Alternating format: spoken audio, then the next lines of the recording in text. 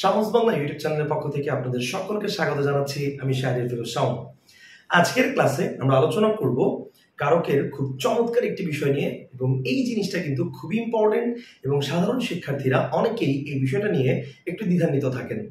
আপনারা ভিডিওর থাম্বনেইল এবং ভিডিওর শিরোনাম দেখে ইতোমধ্যে বিষয়টি সম্পর্কে জেনে গিয়েছেন এবং আমাদের বোর্ডেও লেখা আছে, সেটা হচ্ছে নেতিবাচক বাক্যের কারক নির্ণয়। তা আমরা আমাদের মূল আলোচনায় চলে যাব। আশা করি আজকের ক্লাসটা আপনারা খুব এনজয় করবেন। তবে তার আগে ছোট্ট একটা রিকোয়েস্ট, সেটা হচ্ছে এখন পর্যন্ত যারা শামস বাংলা ইউটিউব চ্যানেলে সাবস্ক্রাইব করেননি তারা ভিডিওর নিচে থাকা সাবস্ক্রাইব বাটনে ক্লিক করে আমাদের সাথে যুক্ত হয়ে যান, আর যারা ইতোমধ্যে যুক্ত হয়ে গিয়েছেন তাদের অসংখ্য ধন্যবাদ। তো আমরা আমাদের মূল আলোচনায় চলে যাচ্ছি। প্রথমেই একটু বলে নেই যে আজকের এই ক্লাসটা নেওয়ার প্রসঙ্গটা কিভাবে আসলো।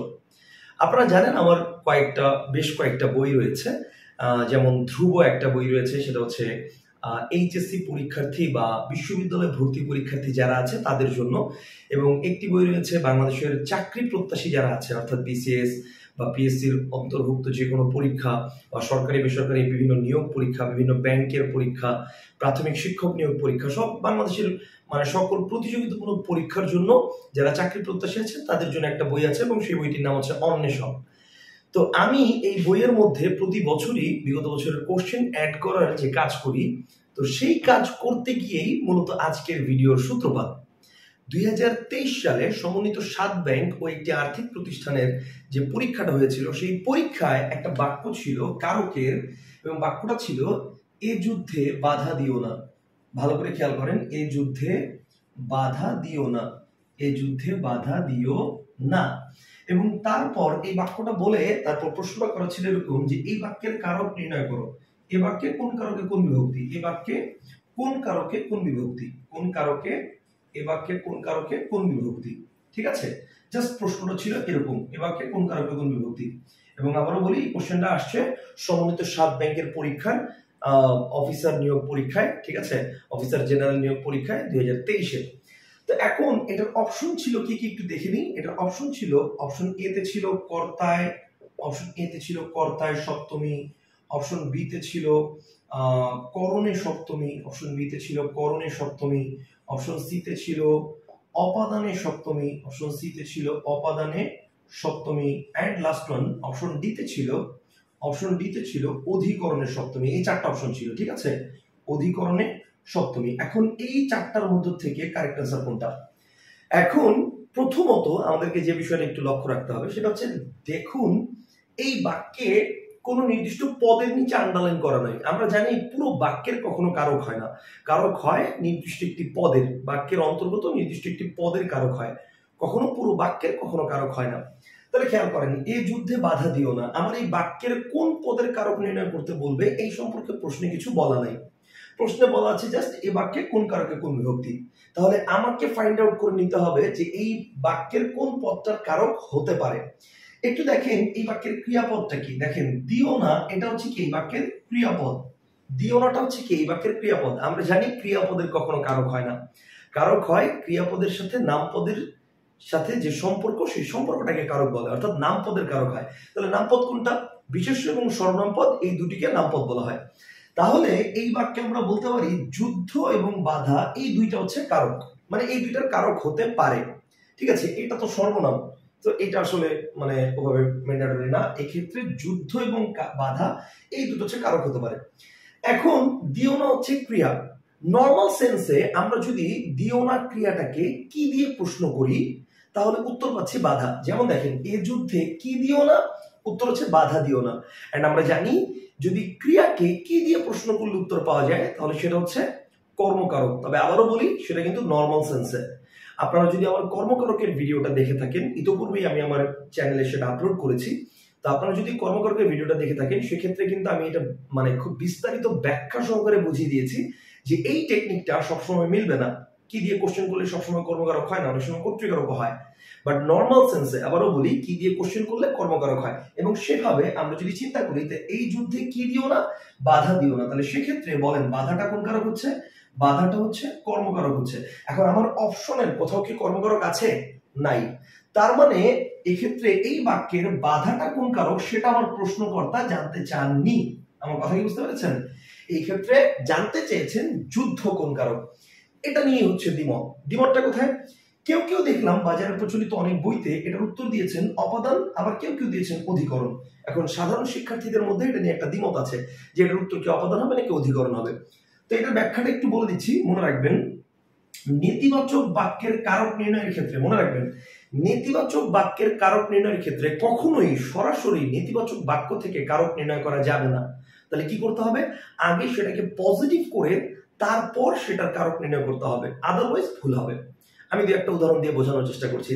যেমন আপনাকে যদি বলি যে ঝিনুকে মুক্তা মেলে, একটু খেয়াল করেন, যদি বলি ঝিনুকে মুক্তা মেলে, তাহলে এই যে আমি বললাম ঝিনুকে মুক্তা মেলে, এখন একটু চিন্তা করেন তো এই বাক্যে ঝিনুকে এটা কোন কারক? নর্মাল সেন্সে চিন্তা করেন, এই যে মনে করেন এটা এটা এটা মনে করেন ঝিনুক, তো ঝিনুকটা আমি খুললাম, খোলার পরে দেখলাম এটার মধ্যে মুক্তা আছে, আমি কি করলাম? মুক্তাটাকে আমি আলাদা করে ফেললাম, ঝিনুক থেকে মুক্তাটা আলাদা করে ফেললাম। তাহলে ঝিনুক থেকে মুক্তাটা আলাদা হয়ে গেল। এন্ড আমরা জানি যে কর্তা বা কর্মের সাথে সময় বা স্থানের যদি মাইনাস সম্পর্ক হয় তাহলে সেটা হচ্ছে অপাদান, আর যদি প্লাস সম্পর্ক হয় সেটা হচ্ছে অধিকরণ। এটা অপাদান এবং অধিকরণ কারক নির্ণয়ের একদম বেসিক সেন্স। আপনি যদি আমার চ্যানেলে নতুন হয়ে থাকেন, আজকের ভিডিওটাই যদি আপনার প্রথম ভিডিও হয়ে থাকে, বা কারক নির্ণয়ের এই ভিডিওটা দেখার পূর্বে আপনি যদি আমার অপাদান এবং অধিকরণ কারকের ভিডিওটা না দেখে থাকেন, তাহলে আমি রিকোয়েস্ট করব ভিডিওটা পজ করে আগে আপনি অপাদান এবং অধিকরণ কারক নির্ণয়ের বেসিক ভিডিওটা দেখে আসেন। সেটা যদি না দেখে এই ভিডিওটা দেখেন তাহলে কিন্তু অনেক কিছু আপনার কাছে ক্লিয়ার হবে না। আর যদি ভিডিওটা দেখে থাকেন তাহলে ইতোমধ্যে আপনি জানেন যে কারক নির্ণয়ের জন্য সেখানে আমি অপাদান এবং অধিকরণ কারক নির্ণয়ের জন্য একটা বেসিক টেকনিক আমি দিয়েছিলাম। সেটা হচ্ছে কর্তা বা কর্মের সাথে যদি সময় বা স্থান মাইনাস অবস্থায় থাকে তাহলে সেই সময় বা স্থানটা হচ্ছে অপাদান, আর প্লাস অবস্থায় থাকলে সেটা হচ্ছে অধিকরণ। এখন খেয়াল করে দেখেন ঝিনুকে মুক্তা মেলে, তার মানে ঝিনুক থেকে মুক্তাটা মাইনাস হয়ে গেছে, তার মানে ঝিনুকটা কি হবে বলেন? অপাদান কারক হয়ে যাবে। এইবার খেয়াল করেন, আমি যদি ঝিনুকে মুক্তা মেলে না বলে আমি যদি বলি ঝিনুকে মুক্তা আছে, একটু খেয়াল করেন, যদি বলি ঝিনুকে মুক্তা আছে, তাহলে এইবার কি হবে? ঝিনুকে মুক্তা আছে, এই ক্ষেত্রে ঝিনুকে কি হবে? এই ক্ষেত্রে কিন্তু ঝিনুকে অপাদান হবে না, এই ক্ষেত্রে হবে কি? অধিকরণ। কেন? কারণ এই ক্ষেত্রে বোঝাচ্ছে যে ঝিনুকের সাথে মুক্তাটা প্লাস অবস্থায় আছে। আশা করি এটা নিয়ে আপনাদের কোনো দ্বিমত নেই বা ঝামেলা নেই। কিন্তু ঝামেলা হবে যখন নেতিবাচক বাক্য থাকবে। অর্থাৎ প্রশ্নটা যদি এরকম থাকে সব ঝিনুকে মুক্তা মেলে না, যদি প্রশ্নটা এরকম থাকে যে সব ঝিনুকে মুক্তা মেলে না, তখন হবে ঝামেলা। তাহলে এবার খেয়াল করেন, আমি বললাম সব ঝিনুকে মুক্তা মেলে না, এই বাক্যে ঝিনুকে কোন কারক? এখন আমি দেখলাম বাজারের অনেক বইতে এই ধরনের বাক্যকে অধিকরণ কারক বলা হয়েছে, এবং এটা লজিকটা হচ্ছে এরকম চিন্তা করা হয়েছে যে ধরেন এটা আমার ঝিনুক, তো ঝিনুক থেকে আমি খুললাম, খোলার পরে দেখলাম যে মুক্তা নাই, তো মুক্তা নাই তার মানে তো আমি কিছু মাইনাস করি নাই, তো মাইনাস যেহেতু করি নাই তার মানে অপাদান হবে না, এই কারণে অধিকরণ। এই লজিকে অনেকে এটাকে অধিকরণ বলে থাকেন, বাট এটা নেহায়েত একটা ভুল ব্যাখ্যা। দেখেন আপনি ঝিনুকটা খোলার পরে দেখলেন এটার মধ্যে কোনো মুক্ত নাই, সুতরাং এখান থেকে কিছু মাইনাস করতে পারবেন না, বুঝলাম, কিন্তু প্লাসও তো নাই, অর্থাৎ কিছু মাইনাস করতে পারতেছেন না, ঠিক আছে, কিন্তু তাই বলে কি মুক্তাটা এটার মধ্যে প্লাস অবস্থায় আছে? না, মুক্তা তো নাই। মুক্তা যদি থাকতো তাহলে তো আপনি ওখানে রেখে দিতেন না, আপনি তো মাইনাসই করে নিয়ে যেতেন, তাই না? তাহলে ব্যাপারটা হচ্ছে ঝিনুকের মধ্যে মুক্তা আপনি মাইনাস করেছেন কি করেন নাই সেটা মুখ্য বিষয় না। মুখ্য বিষয়টা হচ্ছে ঝিনুকের সাথে মুক্তার সম্পর্কটা কি। মুক্তা উৎপন্ন হয় কোথা থেকে? ঝিনুক থেকে। আমরা জানি যে এই জায়গা থেকে উৎপন্ন হয় সেই উৎপত্তি স্থলটা হচ্ছে অপাদান কারক হয় সাধারণত, ঠিক আছে?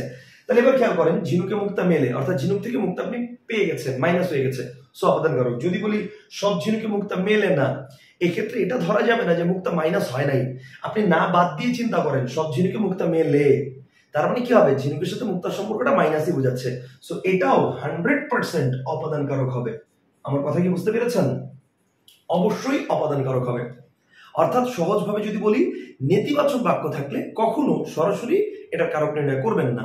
নেতিবাচক বাক্য থাকলে আগে সেটাকে পজিটিভ করে তারপর বাক্যটার কারক নির্ণয় করবেন, অন্যথায় কিন্তু ভুল হবে। চলেন আমরা অন্য একটা উদাহরণ দিয়ে জিনিসটা একটু ক্লিয়ার করে নিই। আসেন আমরা এই উদাহরণ ঝিনুক আর মুক্তার যে উদাহরণটা এটা বাদ দিয়ে আমরা অন্য একটা ক্যাটাগরি দিয়ে একটু শিখে ফেলি। ধরেন আপনাকে বলা হলো যে মেঘে বৃষ্টি হয়, ধরেন বলা হলো মেঘে বৃষ্টি হয়। এখন এই যে আমি বললাম যে মেঘে বৃষ্টি হয়, অর্থাৎ কি বোঝাচ্ছে এখানে? মেঘ থেকে বৃষ্টি পড়ে যায়, মাইনাস হয়ে যায়। তাহলে ধরেন এটা মেঘ, এখন মেঘ থেকে বৃষ্টিটা কি হয়ে গেছে? মাইনাস হয়ে গেছে। তাহলে মেঘটা কি কারক? অপাদান কারক, কারণ মেঘ থেকে বৃষ্টিটা কি হয়? মাইনাস হয়। তাহলে মেঘ হচ্ছে অপাদান। কিন্তু আমি যদি মেঘে বৃষ্টি হয় এটা না বলে যদি এরকম বলি যে মেঘে বৃষ্টি আছে, যদি বলি মেঘে বৃষ্টি আছে, তাহলে কি হবে বলেন তো?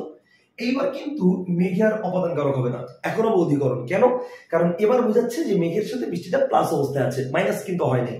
সেটা কি হবে? এটা হচ্ছে অধিকরণ কারক হবে। ঠিক আছে, এখন ঝামেলাটা হবে তখন যখন নেতিবাচক বাক্য থাকবে। যদি এই ধরনের কথা বলে যে সাদা মেঘে বৃষ্টি হয় না, যদি বলি সাদা মেঘে বৃষ্টি হয় না, সাদা মেঘে বৃষ্টি হয় না, এক্ষেত্রে মেঘ বা সাদা মেঘ এটা কোন কারক?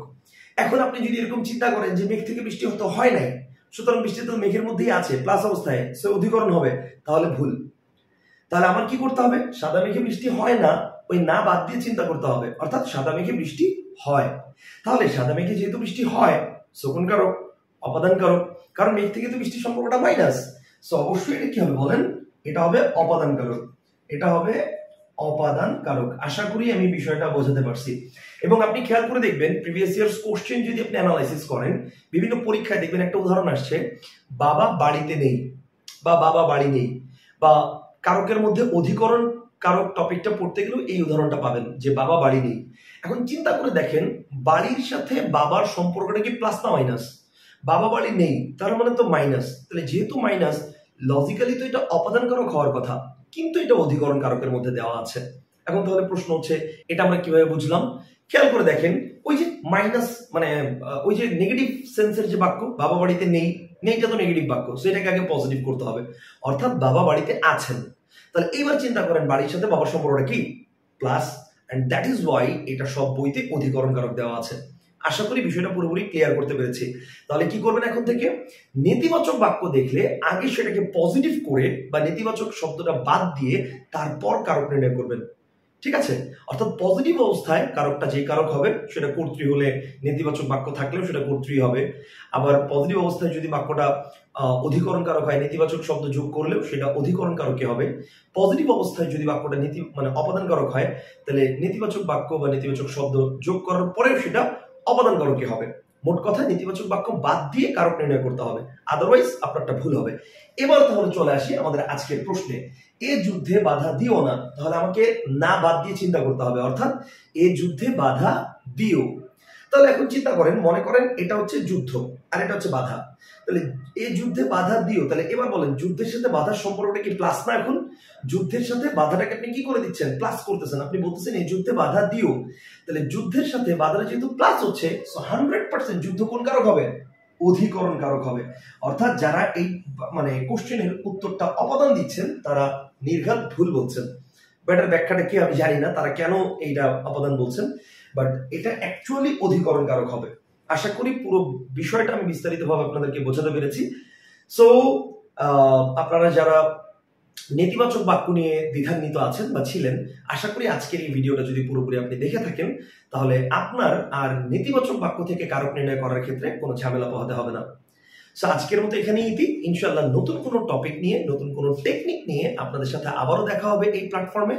তবে তার আগ পর্যন্ত ছোট্ট একটা রিকোয়েস্ট থাকবে, বাংলা বিষয়ের ব্যাকরণের খুব খুঁটিনাটি বিষয় নিয়ে বা বাংলা ব্যাকরণের দ্বিধান্বিত বেশ কিছু বিষয় নিয়ে জিনিসগুলোকে সহজভাবে শিক্ষার্থীদের কাছে উপস্থাপন করার উদ্দেশ্যেই আমাদের এই চ্যানেলের ভিডিওগুলো কাজ করা হয় বা ভিডিওগুলো আপলোড করা হয়।